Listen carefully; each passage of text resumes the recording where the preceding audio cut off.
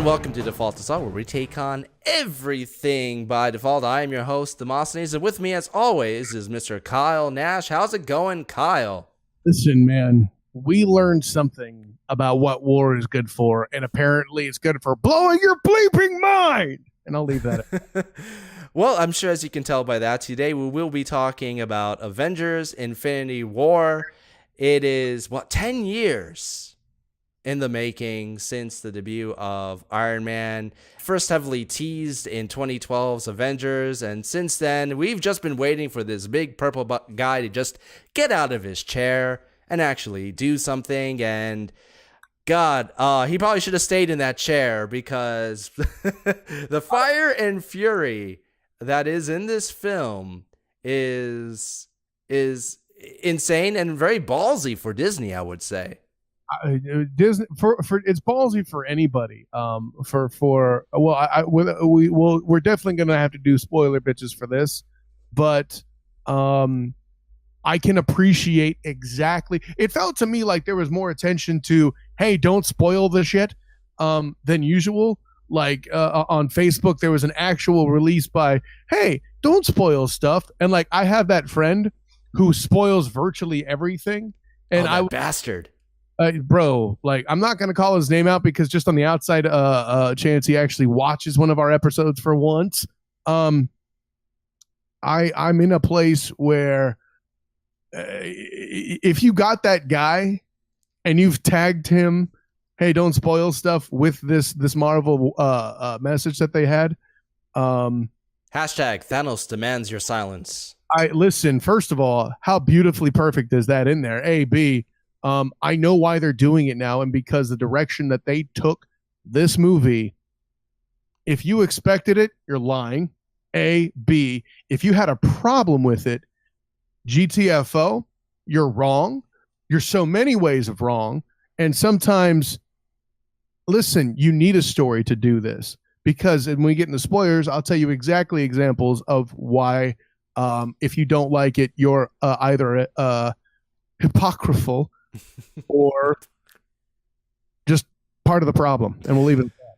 Well, it's funny that you should mention spoilers, because even in my review, this was, I will admit that on my written review on hilaritybydefault.com, you can check it out right now. First, that might be a good plan. Then come back. Yeah, it was one of the toughest reviews to write, and I'm sure anybody who has seen the film may understand why it was tough. But the subject of spoilers was very much on my mind with this film as well. I think the only other film that's come out in recent memory that had as much stigma, and I don't think even to this degree about spoilers, was The Force Awakens, The Big Return. But I never saw anybody do hashtag Han Solo demands your silence. First of all, it would have been Kylo Ren. A, B, that was far more predictable in Force Awakens. I really think the shock value of what took place was far greater. You were able to predict a lot more of what happened in Force Awakens, even more than the following Last Jedi. Well, there was, in Force Awakens, there was that poetry that the Star Wars trilogies are kind of known about, or the rhyming that George Lucas loves to input. So you knew that the mentor character, spoiler alert, was at risk, and you knew that a few things were of higher probability, especially when it comes to actors and contracts and so forth. This film was much more up in the air. Right. It had that poetry, whereas Infinity War was just a giant book of poems that somebody hit you in the face with. Right in the face. But, it's true what you say. I mean, about the spoilers. I mean, there was a huge backlash online because Forbes, of all places, a few hours before the review embargo, they basically just put out an article that just listed all the major spoilers. And when the author was questioned about it, from my understanding, his response was, well, if you click on it, you know what you're getting yourself into. I'm like, no, that's not true. Anybody that looks at it now has cannon fodder to go hit all these message boards and social media. Well, right. And honestly, to that extent, I don't think that's something the writer of the article would have thought of. A, B, they were looking for clickbait. That's it. Forbes is now clickbait.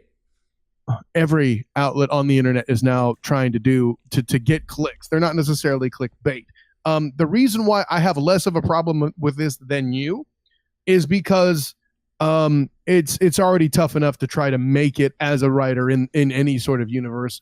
It's tough enough to get a job, even at a business journal like Forbes, for example. It's also just as difficult, more difficult, one could argue, to keep one. So I'm willing to give writers like that a little slack, and perhaps they didn't think through the concepts that other people might share on message boards and do stupid crap like that. That's a good call by you. I just hadn't thought of it. At the very least, it shades in comparison to stuff that I saw out there of people trying to rally in the name of the DC universe to ruin Marvel as much as possible because DC is still superior in the comics.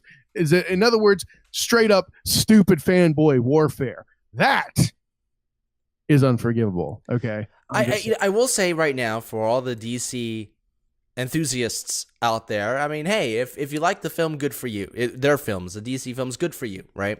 Yeah. But you cannot compare the Justice League to Infinity War, and I'll tell you why. If there's going to be a level playing field, a point of comparison, a good one, it would be the original Avengers film. Because that was the first team-up film. You're not going to get Infinity War epic on your first try. No. You know, hell, I forget the name of the goddamn villain in Justice League. What was he wasn't the big bad. He wasn't Darkseid. Bullhorn Head. Yeah. Who also a fully CGI character like Thanos, but far less effective. Jesus. Yeah, to compare those two is kind of like trying to fight Thanos with a fly swatter. Okay. All right. Well, before we get into spoilers, let's just sum up real quick. What were your thoughts on the film, spoiler free for the absolutist? Man, I'll tell you what. It's been spoken that Infinity War was supposed to be an end on many fronts. Yeah, sure, they're going to keep making Marvel movies because cash and business and all that.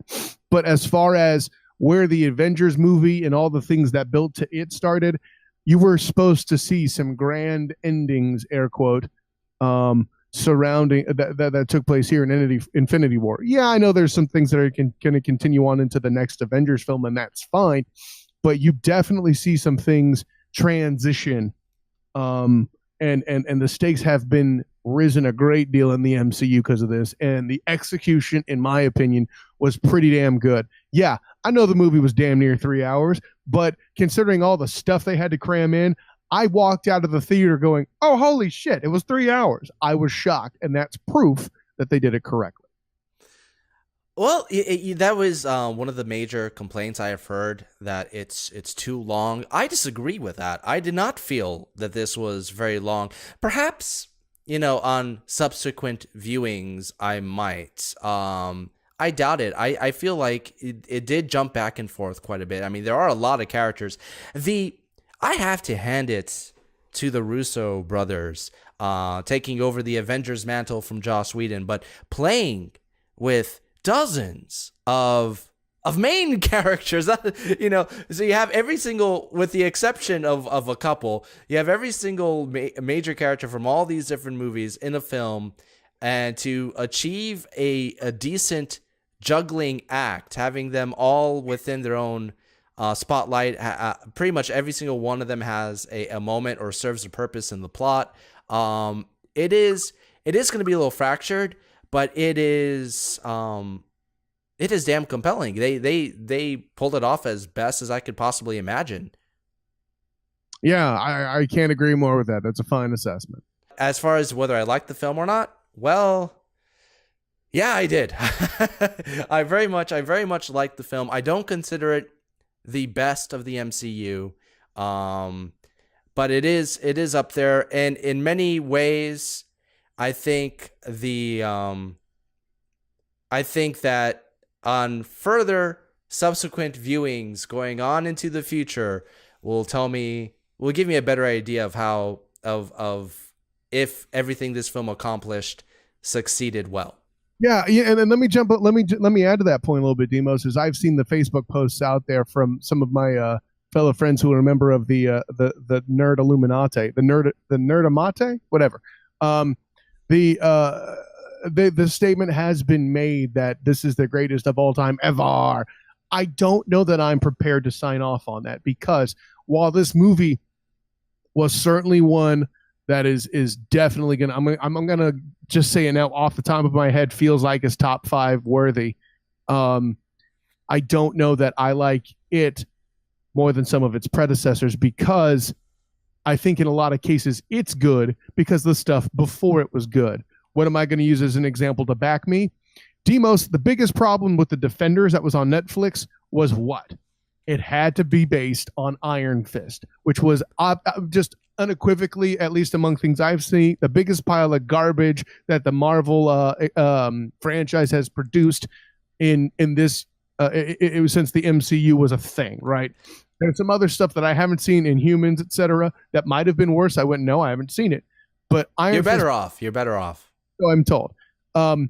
Iron Fist was so bad that everything, all the other 3 series, which were fantastic, Luke Cage in particular, were basically Defenders was still good because everything else was so great but couldn't overcome Iron Fist. I think the converse is true for Infinity War. When your weakest link is Thor 2 and it still wasn't a horrible movie, you already know you're in the right place. Yeah, Thor 2 for a lot of people tend to hold that at least in their bottom 5, or hold it in terms of the worst. Is nowhere near. I mean, it's freaking Casablanca next to Iron Fist. You know, it's well, and at the end of the day, had compelling lead characters. That alone makes it better. Boom. But like, if you have your bottom 5 Marvel movies and you think to yourself, does it compete with Wonder Woman? You've already made my point. So I think I'm ready to jump into spoilers, because I think that's what everybody is here for. Spoilers, bitches button. Hit the spoilers, bitches button. Spoilers, bitches. Spoilers. So I just need to clarify something real quick. So when I say that my thoughts on this film are going to be, at least I'll be able to get a better idea of how I feel about this film in the future. It's going to be because you have to wait until part 2. It is a 2-part film. It does have a definitive ending. It's not like Desolation of Smog, where it just literally ends mid-scene. There is a chapter close at the end of this film. But it's like trying to review the first half of Back to the Future and saying this is as much as I'm gonna give you. Is this a great film or a bad film? And I don't particularly think that that's the most ideal way to review a motion picture. Right. Well, and just you're consistent with that too. Just the conversations we've had with Rogue One, you were very adamant about keeping outside factors from your assessment of the film in front of you, and so it stands to reason that when you can't do that, it's against your style. You see where I'm going. Well, I think that a lot of this film accomplishes quite a bit. And right. it takes this huge dark turn, especially towards the end. Now, one thing that I didn't want to mention, and of course last week we did the who we think is gonna die in this film. And one of the things I felt would be a spoiler if I mentioned it in that review was that the comic book had a very famous moment of Thanos having collected all the gems, snapping his finger with the glove, and then accomplishing his plans. 50% of the universe is gone. The heroes start dissolving. All that happens, I think, in the first or even second issue of that series. So I knew ahead of time that was a definitive possibility. It's one of the most famous panels in comic book history. And I didn't really want to mention that. And I'm not... there are times in the film where I honestly started thinking, are they actually going to go through with this? Are they actually going to do it? And when he slaps his finger, it takes it to a higher level than even I thought was going to. It was very surprising. At bottom line, it was a very surprising film. And despite the fact that we got a lot of our predictions wrong, Oh my God, we were terrible. I love that, man. I want to be wrong. I want to be surprised in a logical way. And unlike, Last Jedi, I actually want to be legitimately. No, it did it. Oh, wow. I want to be legitimately surprised. And this film, despite the fact that I had an inkling of what might happen, still legitimately surprised me. And I love that. I want our predictions to be wrong. I want to be I want to be along for the ride. I don't want to be 10 steps ahead of the movie the whole time, because that's not as fun. Let's go ahead and get TJ's shot glass in there. You wanted an experience. I want the goddamn experience. So I dare the studios to prove me wrong whenever I make these predictions. So I'm happy about it. But what I mean is, so the film ends with that moment, and so you've really only experienced half the film. Now, this film at the very end shows a lot of promise. There's a lot of promise. There are a lot of ways that they can build from this. Right. And I think that's gonna, what is built later on is gonna have a huge bearing to how I actually feel about this film. Well, so let me add a couple points to that. First of all, I wasn't familiar with the comics. Mm-hmm. And that's why I didn't want to spoil it for you. Thank God. And technically you wouldn't have. I just would have been like, they're not going to do that because, well, and I'll get to that in a second why. But first things first, I hadn't seen or been even aware of the comics. And after Loki died, it was either after Loki died or after he sacrifices Gamora, air quotes, sacrifices Gamora. Or maybe it was even after we confirmed that Nowhere, Know, by the way, I love that, Knowhere, is demolished. I'm like, yo, I am definitely getting an Empire Strikes Back vibe here. This is insane. Lo and behold, I would come to find out that they were fully committed to this shit. Like I was literally Charlton Heston at the end of the first original Planet of the Apes, just shocked that, wait a minute, y'all actually went nuclear. You maniacs! You blew it up! Oh, damn you! God damn you all to hell!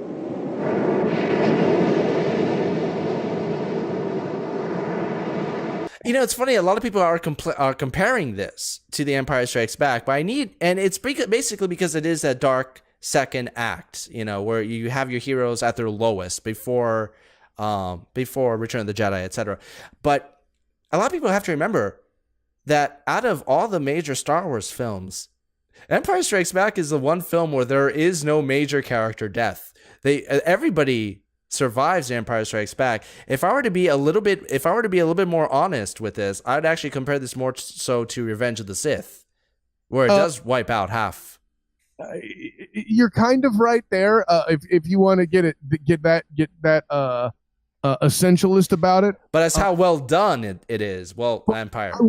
I would more. First of all, I'd more say that being put in carbonite is essentially a death, and we may come to find out that these deaths aren't deaths. I don't know. I don't know the comic book. You setting the stage like that implies that there is, because there's more books in the series beyond this. But what where I want to take the next thing was you had mentioned that this was again early in the Infinity War series, the trend of splitting up final chapters of series in movies, like the worst and most egregious example for being the Deathly Hallows, Harry Potter.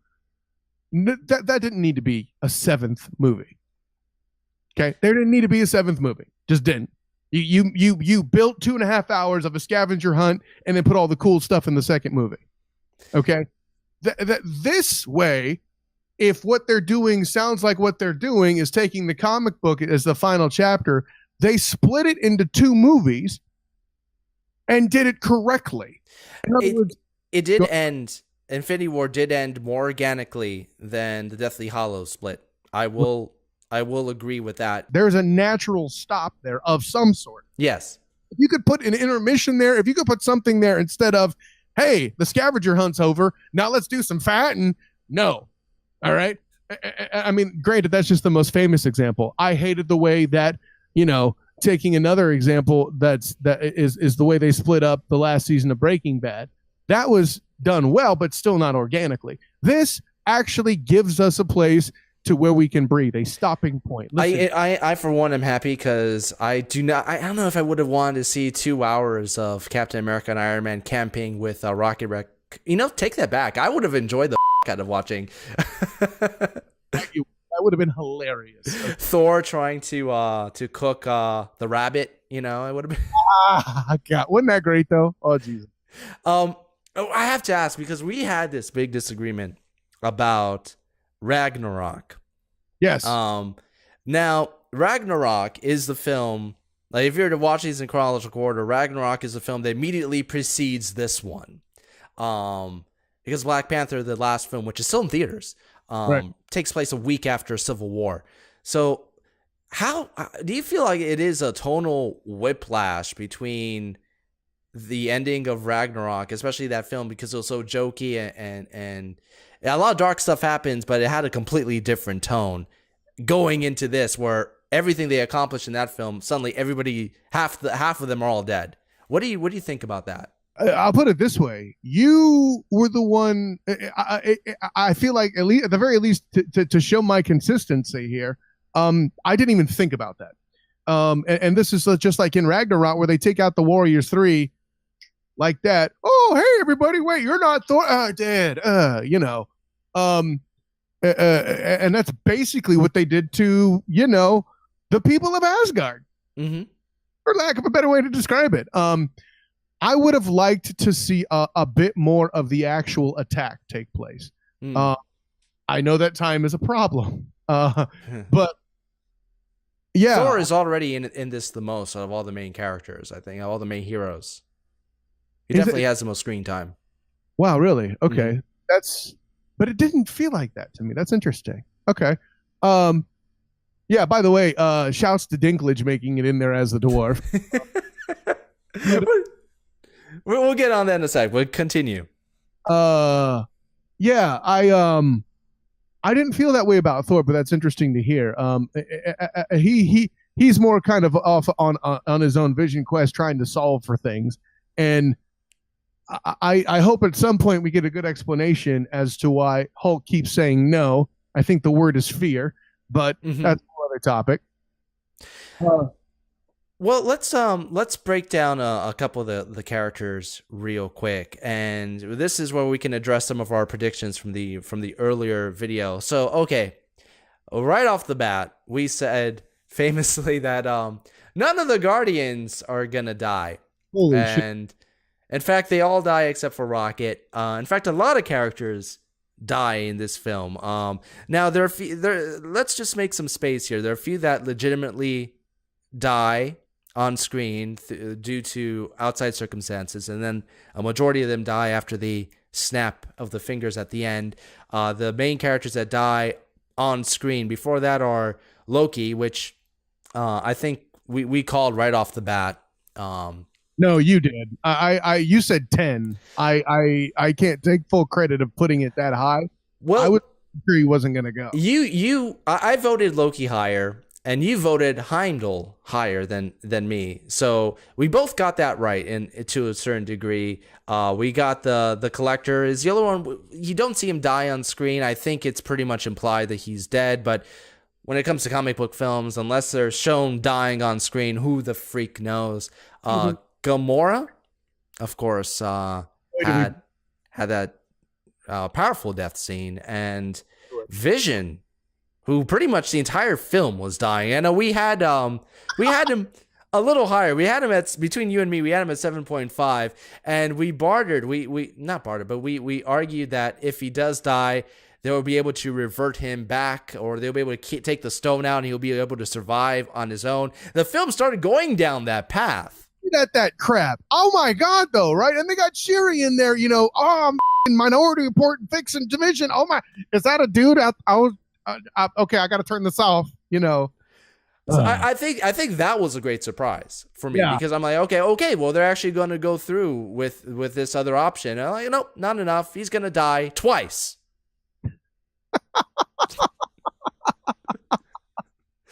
Wow. So that was bad. And then of course everybody else dies after the snap of the finger. Now I think that what's interesting is that if you take it, all the original Avengers are still alive at the end of it from the first film, with the exception of Hawkeye, because we're unsure of him. Although I'm willing to bet he's going to come into the fold because his family disappeared. But no, I'm sad. I think that's the most logical thing. Oh, but either way, all the new characters, Black Panther 2, Spider-Man 2, Guardians 3, all these other films have been they're definitely in the works, definitely down the pipeline. All those characters are dead, leaving the original team and a few extras. I think that the next film is going to be, I think the thing that's going to be interesting about it is it's going to be the original team trying to save the new team, and that's going to be the transition. Oh God! No, I'm still sad about Clint's family, man. They're going to reverse it. They're going to be able to reverse it in the comics, and this might be spoilers for the next film, I guess. But in the comics, it's Adam Warlock, a character that's been hinted. We've talked about. Yeah, at the end of Guardians 2, that actually is able to get the, I'm trying not to give away too much, but get the Infinity Gauntlet and reset everything back to the way it was. It feels like the films are going to do this, but not with Warlock, but it seems like they're going to be doing this with Captain Marvel. Adam, remember, Adam is a thing that the gold people in Guardians 2, so that's I think you're drawing a pretty fair. There's a possibility. There's a possibility that's going to be him. But I have a feeling it's going to be Marvel. Or both. Possibly. I mean, you team up there. That's what I see. Possibly. But I think that this is going to be the changing of the guard. This is going to be the last ride for the original Avengers as a team. They're definitely not going to write off all these characters they just started. I mean, especially Black Panther after his billion-dollar film. There's no way. Everything. By the end of the next film, the timeline's going to be reset. But who knows at what cost it's going to be reset. Even if they wipe out T'Challa, you're trying to tell me that Shuri and the people of Wakanda can't go Wakanda forever and repeat in the box office? You're out of your gourd. I mean, to be honest, they probably could have Shuri just step into that role and it'll still be a billion-dollar film. Who knows? I'm trying to tell you. But with Rocket Raccoon being the sidekick. Bro, someone's got to be Ironheart. So I'm actually disappointed that freaking Pepper Potts did not finally become Rescue, and the only thing that she does in the film is nag Tony Stark on the phone. And you know what? The film started with your. This is the moment this played out in the film. I kept thinking of what you said. If there is a wedding scene with him and Pepper, dead. That's the deadest motherfucker in this entire motherfucker. Okay, it's either a wedding or I'm pregnant. It's one of the two. And they throw both of them right off the bat at the beginning. I'm like, son of a bitch. Pay attention. There was no wedding scene. No. Scene. But congratulations on your wedding is enough, I think. Oh, I don't know. See, then you didn't. That wasn't the spirit. That wasn't the spirit of the prediction. It's close enough. Close enough. They mentioned wedding and they mentioned baby in the first scene, and they did it on purpose, of course. This is my theory. I'm the one that tells you if it's good enough, motherfucker. Don't know. This is not a collaboration. So what? They didn't show the wedding, so that's going to be enough. The entire beginning of the film, they kept congratulating him on the marriage. So it's really, if you break it down, that means I nailed it. I just didn't listen to my own rules because I both had Cap as a higher possibility of dying, and technically speaking, it did look like Tony was going to die for a minute, and then Doctor Strange had to be dumb. Oh, yeah, you could have the stone, but really. There's a whole lot of opportunities that heroes pass up. We'll probably get. Well, a lot of people are pointing that out about Doctor Strange giving up the Time Stone at the end. In fact, let's back up a little bit and let's talk about the stones, because they do line up with the deaths that we've been talking about, and the characters actually give up the stones, and whether or not that was a good idea. The Gamora scene is the first one I want to talk about because, you knew that he was going to end up with the Soul Stone. And from the very beginning, when freaking Red Skull shows up, not as Hugo Weaving. Whatever. Yeah. But nevertheless, and they're saying you have to kill somebody that you love, et cetera, et cetera, et cetera. And that scene did not, it was powerful. It was a good scene. But if I were to nitpick it, if I were to pull, I think her entire I wanted to be here when you were failed, etc. I think they took that a little too long, because I think that the audience was already like 5 steps ahead. They could have reblocked that. I think they could have redone it a little bit. I see where you're going, and from a structural and efficiency standpoint, you're right. I think what they are trying to convey there is she was so blind in her hatred for her father, forgot he was an actual emotional being that wasn't necessarily, air quotes, all evil. I think you needed that substance there to sell. The audience needed to be slapped in the face with this, because here's a juxtaposition I give, right? So many people struggle to understand, back in the first Avengers film, the whole "I'm always angry" Bruce Banner reason why he can transition on cue, right? What does that even mean? It means he's always on the edge and helps to control it better. Dumbasses. How do you not get that? So, because that happened, they had to have this whole soliloquy of, "You're not capable of this. Oh, I'm so glad. There's no way you can do anything. I'm really like that. And again, I see what they're trying to do there. I think they pulled it off. I just think that's one scene that could have been improved, because even if Red Skull is getting it before she's getting it, do you think that she should have done it though? The entire film, she's saying like, she has Peter Quill try to kill her so she wouldn't reveal it, and then because of Nebula, she gives it up and ends up dying, knowing that the cost of what she's the one who says that he's trying to wipe out half of the known universe. Do you think that between her and even Star-Lord at the very end, punching Thanos at his weakest, do you think that the Guardians of the Galaxy kind of screwed things up here? Definitely. Listen, how many times did Peter Quill up in this movie? Can we talk about that for a minute? For one, you thought chasing Thanos was a good idea. Okay. But that's cool. We needed to break that off in terms of the movie. Really, the proper plan would have been for everybody to go over to the Forge, get the weapon. Then you have a full complement of people taking on Thanos, and maybe things would have gone better. I don't know. But I'm not. That's a minor nitpick. I'll leave that alone. Then you couldn't pull off killing her when it was time to.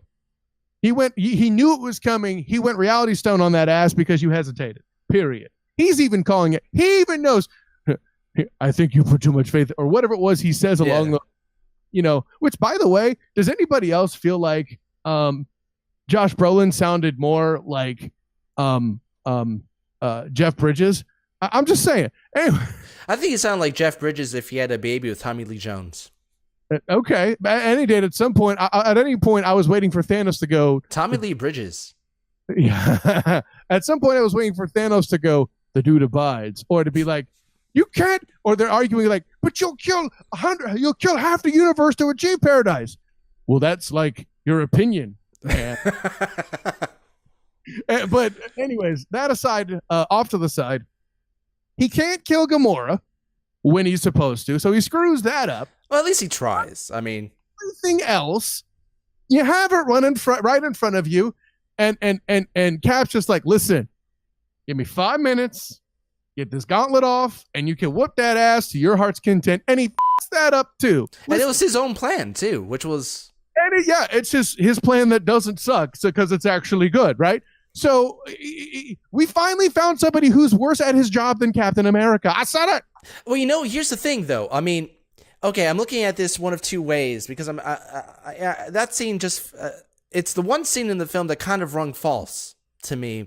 But I thought about it a little bit more. I'm thinking back to, the character has had an impulsive streak in Guardians 2, when Kurt Russell tells him that he killed his mother. He doesn't even hesitate. He starts blasting the crap out of him. Right. But do you think that in this case, I know even with Gamora dying, Do you think it would have been more effective if it was Drax, given his impulsive nature and the stuff that he's tried to do in the first Guardians and even in this film? No. I think it was right exactly where it to be. Drax wasn't invested in Gamora like No, but he was investing in killing Thanos. Yeah, but he's paid for that already earlier in the movie at that point.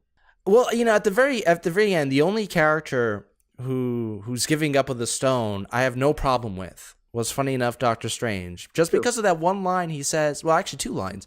The one line he says earlier in the film where, I see only one version of this where we win. So he knows a few of the steps that need to happen. And then the last line he says before he disappears, that they're in the end game now. So I see him giving it up for a specific reason, especially considering the fact that he even said a 3rd line earlier in the film that he would let the kid, Peter Parker or Iron Man, die to protect it. So I think that his giving it up there's a specific reason for it. And if anything, the Time Stone alone is the one thing powerful enough to reverse everything. Well, and I believe the version that he saw was Thor actually aiming for the head. I hope not. Because if it was, then hey, to Thanos' point, like, have you ever seen somebody do a how it should have ended in the middle of a movie? That's new. Hulk, I think I honestly believe that he was just scared of Thanos. Which, I mean, that's going to be one, considering the fact that Banner is suddenly, Stark's therapist. It only stands to reason that he finally, yet he can't be a therapist to himself in the Hulk. That's very fitting to me. He's the one character that seems consistent from Ragnarok to this film. Bruce Banner. Hell, both films end with him trying to pilot something he doesn't really quite understand into battle. When he tripped, that was funny.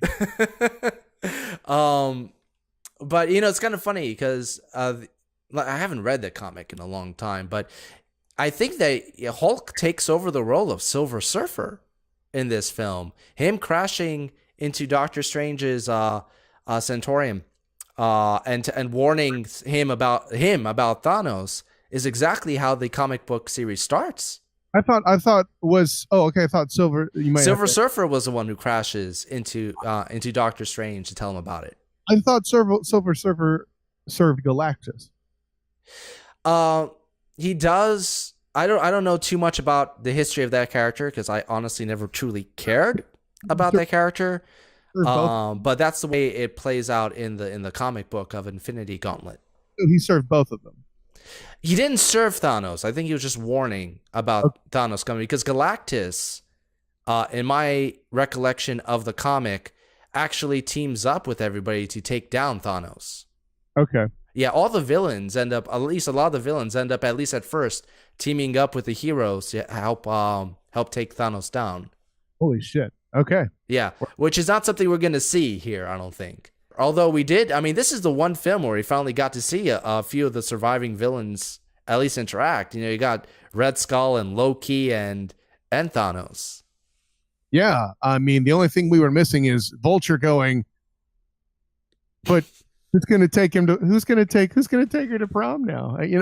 Anyway, that's awful. Yeah, I don't think that's gonna happen. What did you think of Red Skull showing up? That was honestly the one thing that I don't think anybody saw it coming. My whole theater went, "What the hell?" The person behind me had to tell who is it? Oh, that's Red Skull. He was in the. Well, yeah. I was not ready for it either, but it sends an interesting message. What was it that Red Skull wasn't willing to sacrifice to get the Soul Stone? That's a very interesting. He didn't have anything there to sacrifice. Well, hey, there you go. So, which means he's a bigger asshole than Thanos. That's interesting. Yeah, it seems like he was banished there after the events of Captain America: First Avenger back in 2011. So this is why you don't remember him, huh? Oh, I remember him. I love First Avenger, but most people, I think. Great movie. Very underrated. Better Winter Soldier. Shut your face. What did you think of Iron Man in this film? This Iron Man would have kicked, at least with the tech he has here, would have kicked the crap out of everybody in Civil War. You feel like that, don't you? With the nanotechnology? Oh yeah. Yeah, the nanotech is interesting. It shows an evolution since Civil War. He's known to make some upgrades. It sounds like he's kind of gotten his silliness under control after the whole events of Iron Man 3. Yet Civil War's kind of kicked it back into gear a little bit, but it's enough to where Potts can tolerate it. So I liked where it was going. There was some stuff there that was silly, like the lasers that came off his back. That was weird. I didn't know how I felt about that. The nanotech was a cool concept. When Thanos rips his mask off and one replaces, I thought that was really cool. To be honest, without that, the battle scene, although advantage is still heavy on Thanos, it would have been even quicker, frankly. I found a lot of the stuff they did in there very interesting with him. I like the new tech. I love the fact that they use Downey Jr. very well, in the fact that he can be the funniest character, but he can also be the most heartbreaking character. And the one scene at the end with it between him and Spider-Man was the most effective for me on a sentimental rate, at the very least. Which, with that in mind, the way you did not care for their interaction quite as much in Homecoming, does that change it for you? Homecoming, I mean. I thought that him and Peter Parker, their interaction in Homecoming was one of the strongest suits from that film. Well, okay. Yeah. I have a lot of problems with Homecoming, but it wasn't so much the interaction between him and Spider-Man. And they carried that over nicely. If you thought that was the strongest part of Spider-Man Homecoming, well, then you got some milk and cookies there, Bo. Yeah, in fact, I mean, I think that film. I mean, I think you can go into this film without having seen Homecoming, based on their interaction in Civil War. I think that was strong enough to build into this, but I think that Homecoming added a layer of sweetness to it that made this more effective. I'm forced to agree with that, absolutely. I liked Homecoming better than you, but I think you described that well. And honestly, out of even knowing that, they're not gonna kill off Peter Parker. I don't think they're actually gonna kill off Black Panther or anything. I think that they're gonna reverse everything back to the way it was, kind of like in the comics. But it just the moment there, the hug and so forth, it goes back to what I said about Tony Stark being the MCU's version of Uncle Ben in a way. That relationship they have there, but at least that scene, it was kind of like the reverse of it. So you say that, I more think of him as like he should just drop in and say, instead of I am Iron Man, he should say I am Morpheus. Right. Well, and they got to do something to set the table for Miles Morales to take care of things for a bit. I don't think they're going to switch to that as soon. Although they did. Donald Glover's appearance in Homecoming does set the stage for Miles Morales. But I don't think they're going to jump into that this quickly. You're going to see more of Spider-Man as at least Peter Parker, Tom Holland. I loved the line. Like he has one of the better lines. Is like, what's the point of being the friendly neighborhood of Spider-Man if there is no neighborhood? It's like, it doesn't make sense, but like you could see in Stark's face, like, no, that shit makes plenty of sense, Scooter. You did good. No, some of their interactions were the best. One of my favorite lines in the film is when Spider-Man turns to Tony, he's like, at the very beginning, like, what are we doing here? He's like, well, these guys from Stace are trying to steal a necklace from a wizard. Okay, Mr. Stark. It's like, great. Let's go to work. Have you seen this old movie called Aliens? Oh my! I wanted to flip up.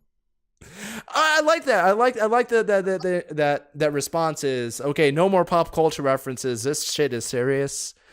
Paraphrased, of course, but no more pop culture references for the rest of this. And oddly enough, he kind of holds true to it. I'll be honest. It does. The film does get more serious as it goes. To go back to the discussion of how long it does feel, I think it's because it's the very nature of, I think the smartest thing that they did was split everybody off into separate teams. Yeah. And the way the cutting between these storylines for the most part works to keep the energy flowing. If there was one that I felt dragged a little bit, and I think this is also a nitpick, it was Thor trying to forge Stormbreaker. I think that route took a little longer than I think it needed to. But at the same time, Thor and the Rabbit, that's fun. A, B, And Peter Dinklage. and C, Dinklage. Boom. What did you think of Dinklage in this film? I thought it was great. I really did.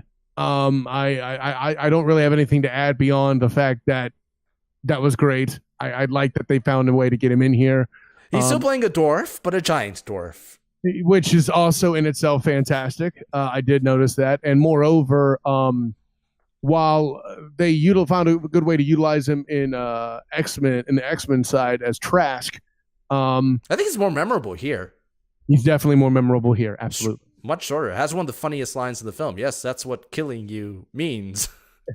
that was perfect. Yeah. Do you think that they made Thor overpowered in that scene? He can withstand the power of a dying star. Not In fact, his clothes can withstand the power of a dying star. Although I'm kind of happy he kept them on. But the women in the audience weren't. My wife was pissed. No, I don't. Hey, the man looks fine. He looks fine, but it doesn't. He's fine. The best line in the movie is he's as if he was birthed by a pirate and an angel. All right, come on, pirate angel, let's go. This is my ship. Like their interaction, I thought it was funny, a little forced, but I think it was funny between Star-Lord and Thor. Of course, it was forced. He's changing his effing voice. No. What did you think of the interaction between Strange and Stark, though? I think it was great to put those two characters together, and it was also, this is something that if it were to work, it would be very effective, and they pull it off. But I can see the danger of putting those two characters together at the same time because they are so alike. The next question I was going to ask: do you think these characters being put together actually does a lot to show how unalike they really are? I think that if you were to take Tony Stark from the first Iron Man and put him against Doctor Strange, if this was both of their second films, then yes, they would have been far too alike, I think. At this point, Tony Stark has evolved quite a bit. He's less stubborn at this point than Strange is. So taking that as a yes, this interaction demonstrates how they're, if they were alike, at least that they no longer are. But I think that this is also smart because if they are going to pass the torch of that type of character, this is it. So if when Iron Man is no longer Morpheus, Doctor Strange will be. If you take Tony Stark and split the main points of his personalities in two, you get Star-Lord and Doctor Strange. All I have to tell you is I really enjoyed when Doctor Strange called Iron Man a douchebag. That was I will accept that for now. If there's one thing I do miss in this film, and I understand that why it wasn't there, is some of my favorite scenes from the first Avengers film, and even the second, which I have kind of in lower regard, is like the longer form interactions between the characters, like the party scene, actually seeing them in, kind of sitting back and I could have watched a whole film of that party scene. Yeah. And this film, it's still there, but in much smaller, more immediate snippets. I understand why it wasn't there. I kind of miss that, but I understand. Right. No, you get it. Well, my favorite interactions is a tiny one between Captain America meeting Thor again, and they both kind of like have kind of switched their looks to the shorter hair and the beard. Yeah. I see you stole my bid. Captain America, I feel, was kind of shorthanded in this. I don't think he had as much to do as the others, as the other major Avengers. I mean, to be honest, first of all, bearded Cap, hate it, awful, not a fan. But yeah, no, I mean, it was kind of one of those situations where Cap was reduced to his role as a soldier, right? That's what his use was here. He's not going to be any good against Thanos, and we saw that front and center when he was among the people who had to try to make one of the last ditch efforts to stop him. Which was impressive, but yeah, no, and by the way, for the record, like we had touched on the time stone and its effect on this whole thing. I believe there was a line, and I'm not going to be able to quote it because this movie's too old at this point. But in the Doctor Strange movie, after he hit the infamous Dormammu, I'm here to bargain. Someone at one point during that film mentioned, "Hey, this is why we don't mess with these things because they're far dangerous in the wrong hands." Yeah, and we see what exactly that looks like now. Because hey, yeah, the good guys win. Yeah, Merc. You know. Yeah, I kind of wish that they honestly, I really feel like there should have been another installment of Captain America between the two films, because his entire not just his physical appearance, but I think that his story between Civil War and this film could have been very interesting. Kind of doing the rogue thing. But as it stands in this film, I think that he is probably out of all the major Avengers, he's probably the most slighted. Yeah, but there's gonna be a Captain America movie between now and the next Avengers movie, right? No? Well, damn it. No, Captain Marvel. Well, I mean, let's put it this way. You said that Captain America's on for one more movie, which is the next Avengers film. Oh shit! Can we just get it out of the way too? Thanos officially, not that the bar was set high, and now I completely understand why. Thanos is easily the top villain in the universe right now. Okay, I don't think there's even a question about that. He's badass. We're getting it out of the way. Marvel's answer to Gustavo Fring, because nobody's really the answer to Gustavo Fring, but it's the closest they have to offer.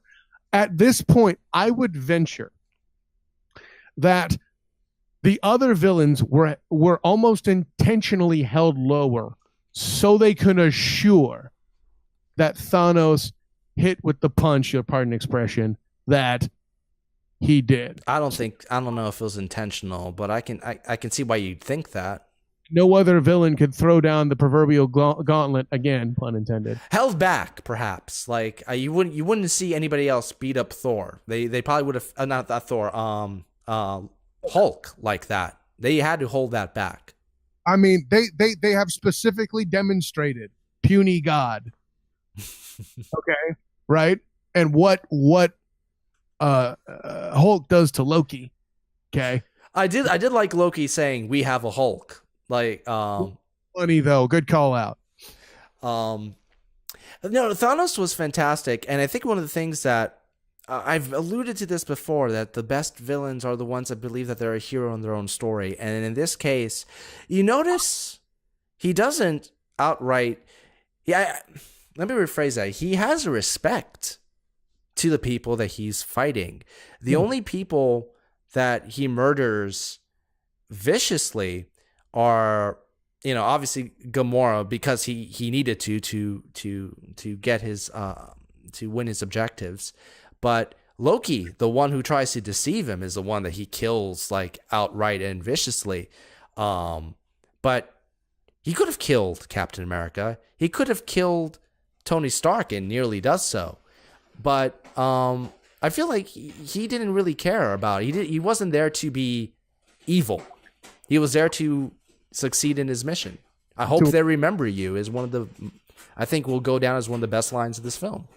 That is an excellent point by you, and just the nature of balance with the knife scene between him and young Gamora is perfect in itself. Yeah, no, he was extremely effective, and I did like the fact that he could have been this big brooding monster, and the comic kind of led me to believe that he was kind of like that. Granted, like I said, it's been a while since I read that, but in the comic, he was doing it all so he can basically bang Death, who is a physical woman. Like, he was doing it all to please her. I think that this film is... Wait a minute. So like, Thanos is no better than the guy that clubbed Nancy Kerrigan? Really? Okay, if you want to take it that far, yeah. Kind of, yeah. basically, Death is Tanya Harding? That's confusing. I don't think Nancy Kerrigan would argue with that point, but never, nevertheless, no. I think that this film is at least as far as that character's portrayal is, at least as far as I remember, superior to the comic. I liked him as a character. I thought I actually he is really the main character of this film. He gets the most screen time out of anybody. I have heard this stated in other places. Yeah. And that ain't no lie. This could very well, just like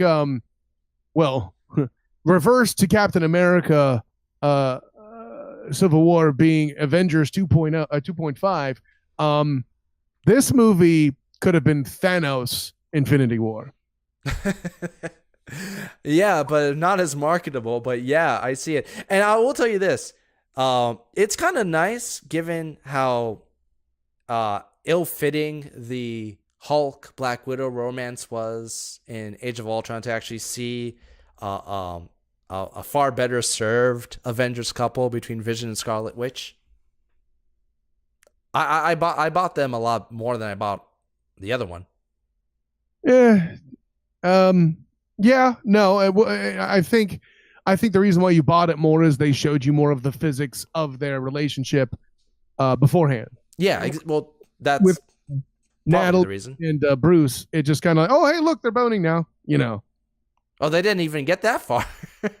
Exactly. They really only did that. I mean, yeah, they touched upon it a little bit in this one and Ragnarok, but you only really saw that develop, if you can even use that word appropriately, in that one film, and it just came out of nowhere. Do you feel like this film is a little weaker without having Hawkeye or Ant-Man, them being written off with one line? No, I think that actually was an efficiency move and one done well. You had hinted that Hawkeye is going to have a big role in the next Avengers movie anyway, and moreover, you would also hint. We were also aware of Ant-Man and the Wasp upcoming as well. So he's about to get his own movie. He can sit this one out. I wonder if. Listen, they knew there's been a big backlash, not so much with Ant-Man because he has his own movie coming out, but especially with Hawkeye, one of the originals being left out of this film, and him being on set. We know that he's going to be the next film, but I'm wondering, and this is pure speculation, I'm wondering if he's actually going to show up in Ant-Man or Captain Marvel. Why not both? That would be. I like Jeremy Renner in the role. I just don't think he's been used very well enough so far. Not lately. I mean, we've touched on this too. He gets less screen time than you think. That's true. Even though he actually first appears in Thor, he's one of the Avengers that doesn't have his own movie, for example. And there's no plans to make a Hawkeye movie. No, should there be one. However, let's put it this way. Fanboys of the world, since their rejection of the positive aspects of The Last Jedi and were griping and bitching, and listen, Last Jedi had plenty to bitch about, but they have lost a ton of credibility with me on that front because of that. And keep in mind, like, it feels like just 2 years ago that the joke was how much Hawkeye sucks. Now they want to tell me you don't have enough of it.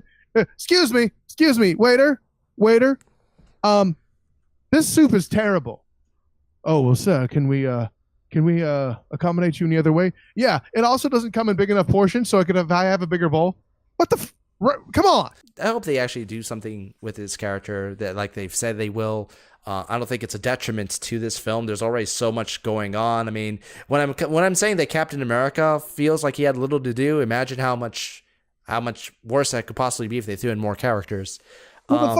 So much on cosmic entities. Honestly, the one that was the least cosmic was Iron Man.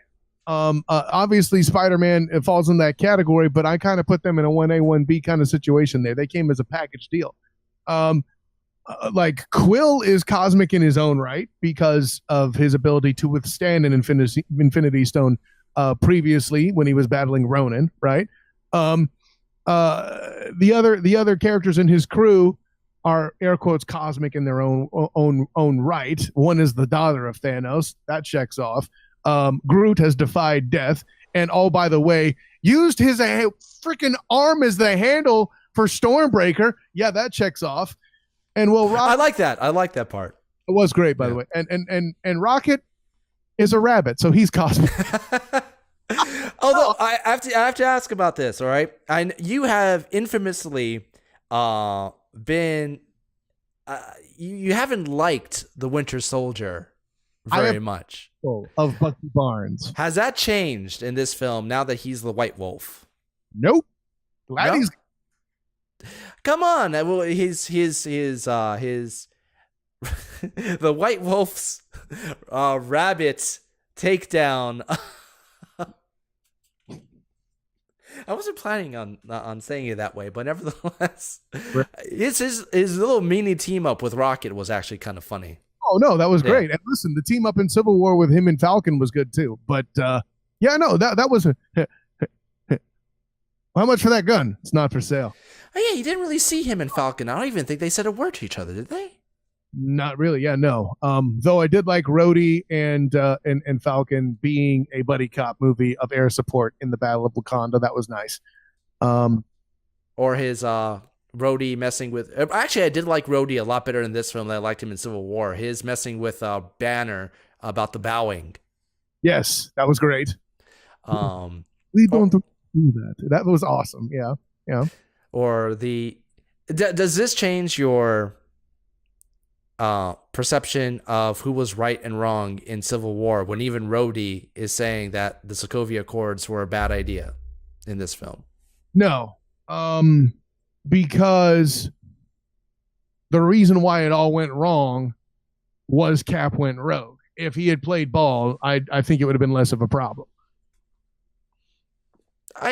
I can understand where you're coming from. That I disagree with it. But I think that at least to a degree, some of what you said is definitely true.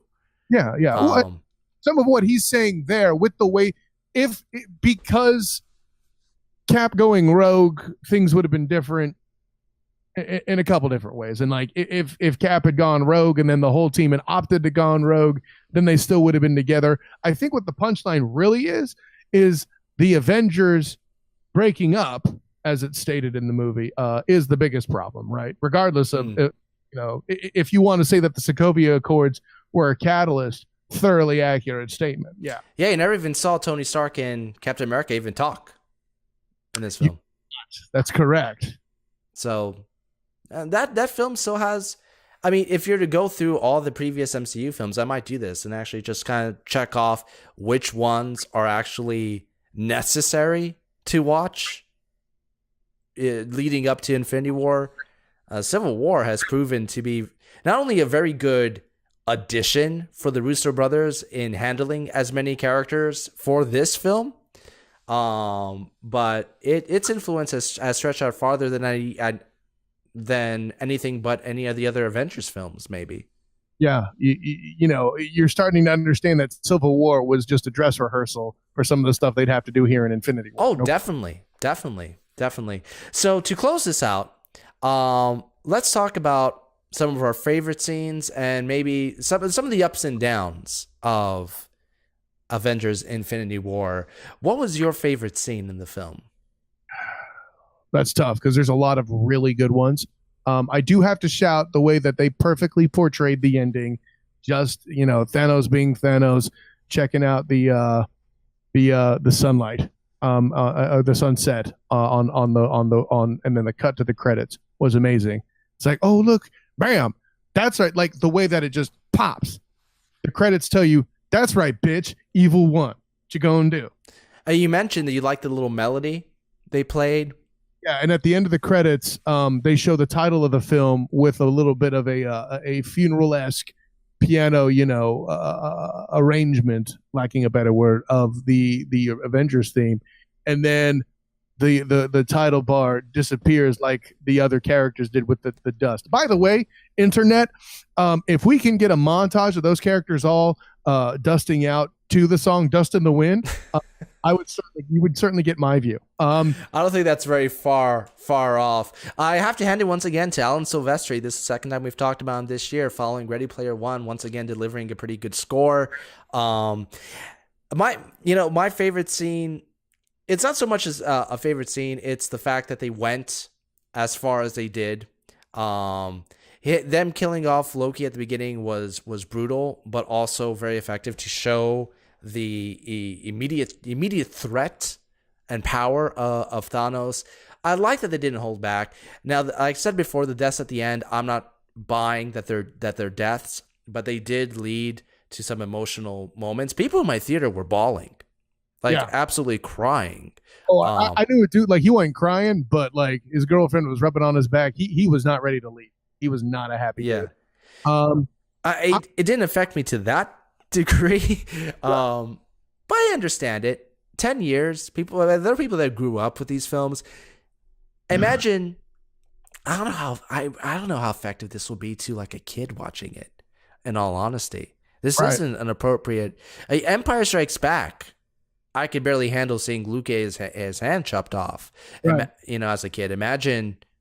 This makes Temple of Doom look somewhat okay at times.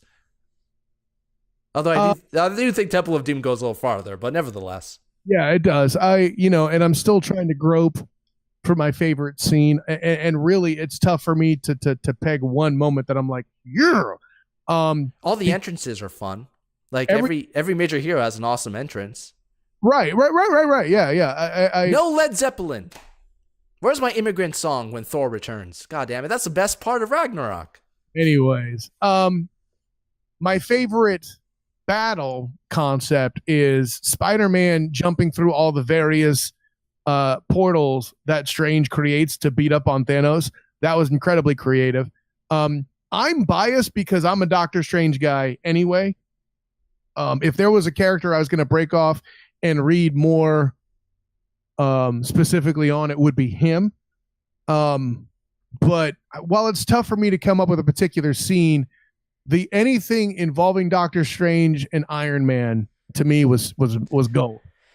Out of all the action scenes, that final action scene that you just described is my favorite. I love the concept. I love the fact that I get very bored with big battle scenes. I think they've just been overdone in films since Lord of the Rings. That's the big CGI battle scenes, right? So I'm not saying it was bad in this film. Out of all the major action scenes, it's probably the lowest on my list. You're pointing out your bias. That's it's my bias. But that one scene on Titan, I mean, when he's destroying the moon and hurling at them, and Doctor Strange is becoming octopusy. It was. I loved it. I agree with you. Doctor Strange is a fantastic character, despite the fact that you said that Wong was gonna die and Doctor Strange was gonna live, and it flipped around in this film. Well, listen, Wong lives, motherfucker. Anyway, Wong lives. That actually also sounds like the name of a bad porn. But played by Benedict Wong. He was born for it. And as lines go, keeping it with that same crew, the thing between him and Spider-Man is like, what's your name? I'm Peter. Who are you? Doctor Strange. We're using superhero names. Okay, well, I'm Spider-Man. That was funny. I mean, is he your wad? Yeah, exactly. So beautiful. I wonder what Doctor Strange would say to Batman and Robin, but nevertheless. Well, listen, the best one-liner knocking the DC universe actually came in the Deadpool trailer, but I'll leave that at that. I was hoping you weren't going to say Justice League. Booyah. Anyway, I'm not going to go there. What was the weakest aspect of the film? Time stone to where you don't tell that joke? Not possible. What was the weakest scene in the film for you, or the weakest aspect of the film? Mamu, I'm here to bargain. He said booyah. No, the weakest scene in the film. That's, you got a good film when that's your struggle, right? I'm inclined to, I didn't have a moment where I looked and was like, that's dumb. But I'm gonna, God, that's hard. This is a harder question than I would have thought. You're going to have to edit this to shorten my answer because I'm stalling like a bitch here. No, I think that says quite a bit, in fact. does. No, that's a great point. Sheesh, um, weak moment, weak moment, weak moment. Weak moment. Damn it. Honestly, I think for me, um, it kind of goes back to, and this partly biased, but also partly it's the Wakanda fight. I thought was like the weaker aspect because everything it was jumping to was more interesting and more innovative and newer to this universe than that battle. I understand why it was there. I'm not knocking the fact that it was there. But given that the last film, which is still in theaters, ends with a big battle on the same plane, I think it just ended up feeling a little bit more repetitive. I think that scene became far more interesting when Thanos arrives Well, on yeah, the field. Obviously. but no, I felt like the battle was kind of the glue that was trying to keep all these continuities together. So, oh, here, badass thing happening, and let's cut to the fight. So, because it was more being used as glue, it was going to be in an awkward and difficult place comparatively to call it the scene. I'm not prepared to do that, and I'm not trying to imply you're saying it was bad either. It's just like the for me it was the weaker aspect because I think that was the point where it just became a little bit more apparent. The jumping back and forth became a lot more apparent because for the first time I think in the film, everything else was far more interesting. No, here's see, this isn't really a scene I didn't like though. What I kind of felt like is the guy who was the most badass of Thanos's Squidward? Sons of Thanos. Yeah, Squidward was a badass. I liked him. Him getting taken out early really caused a big problem for Thanos. Yeah, his I think it was called Black Order, I believe. Those characters, yeah, he was the only interesting one in my opinion. The bigger guy could have been interesting if the Hulk was around. But he's really just a brute. The lady was there. I will admit, the moment I saw her, I'm like, I kind of foresaw that it was gonna be I had a feeling that it was gonna be Black Widow and the General that were gonna go toe to toe with her. If in struggling to do so, what I was most disappointed with is we got the general of the Wakandan army and one of, if not the best spy in Shield battling this individual, and at the end of the day the way they win is by Scarlet Witch basically cheating. That was a little disappointing, but it also fit the flow of the movie that she was a game changer on the battlefield, which is how they get to Vision. Well, I think that the big problem with those characters is like the only one that had any kind of memorable trait or even like more than a couple of lines was that one character whose name I don't remember. I'll go with Squidward. It's much more memorable. But yeah, the other ones didn't really have. I don't even remember the fourth one. He looked like an elf. That was about it. I have no idea what, I hate to say this because I don't like this film, but X-Men Apocalypse, at least the Four Horsemen, yeah, some of them were characters that we've already known, but they were far more memorable. It's the same kind of concept. It's for subordinates. But is that a tribute to how awesome Thanos is, or did they do them badly, or both? I don't know. That's the problem. I think the problem, honestly, it's not. No, Thanos is by far stronger, and obviously more of the onus on the script is towards him. It's just there are too many damn characters, and I don't think they didn't have the luxury of really developing these four. In retrospect, it would have been nice if they maybe introduced these characters in earlier films with appearances of Thanos, or maybe in the Guardians films. But that's in retrospect. They're not truly that important. Captain Hindsight. No, I got it. Yeah, so overall, I mean, I don't know. On a scale of 1 to 5, I gave it a 4. And I think that might change depending on the next film, because I really just feel like I've just seen the first half of a film. I don't feel comfortable with handing it a true rating. It's whatever I'm giving it now, I really feel is like a placeholder. This isn't like Back to the Future 2, where it is, even though it does end in a cliffhanger, there is a completion to that story. appropriate that you analyze it that way, Demos, because the NFL draft was this weekend, and a lot of people like to give draft picks grades. But at the end of the day, you really don't know until that player hits the field, and we really don't know how good this was until we get the rest of that story. And given that they were both, the reason I feel more comfortable with this line of thought is they were both filmed at the same time. Yes, it does leave enough space to fix certain things, but it's the next film isn't built entirely on retrospect to this film. So this is really, for me, it feels like I've just seen half a movie. So this is what happens when all your leading pieces hit, and then your culmination is built on them. Whereas the Defenders is the opposite. Burn! On one last line, I will say that if there's ever a real, legitimate reason to split a story in two for the end game, this is it.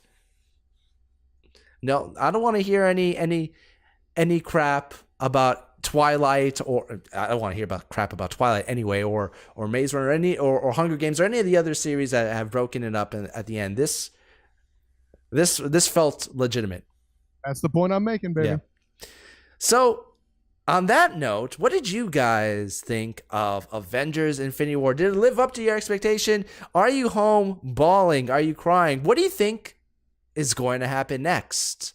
Let us know in the comments below, and make sure to follow us every Thursday for new episodes of Default Assault. Check me out on hilaritybydefault.com for weekly movie reviews, other fun stuff. On Twitter @DefaultHilarity, and on Facebook, Hilarity by Default. Kyle, where can we find you? Of course, you can find me on Twitter @theSOTG, and on Facebook as the Student of the Game, but also on Instagram as the SOTG. And of course, check out my piece that I just put up this weekend. Mentioned it was draft weekend on bluehqmedia.com about the drafting of Shaquem Griffin to the Seattle Seahawks. Of course, on Tuesday nights, you'll search for Dinner Time on Blog Talk Radio. You'll find me and a very good friend of the show, Big TJ, Tokyo J, talking a bit of schmack. Demos was on with us last week talking about the whole Mark Meacham, a.k.a. Count Dankula, situation with the Nazi dog and all that. And of course, hey, Hilarity by Default on its normal time during the week. Boom, look out for that. Awesome. And until next time, remember that life is hilarious by default.